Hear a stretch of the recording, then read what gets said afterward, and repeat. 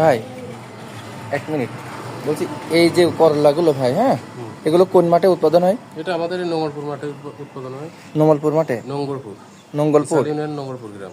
এ বিঘু ভুই কি পরিমাণ উৎপাদন হয় এই উচ্ছেগুলো? এ বিভিন্ন ধরনের হয়, ওরকম কোনো মানে না মানে 1 বিঘেতে 20 মন কি 30 মন এমন হয়? তো হয়। ওই খরচ কেমন হয়? 15-16 মনের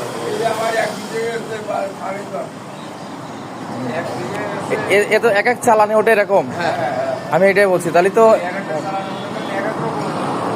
হ্যাঁ হ্যাঁ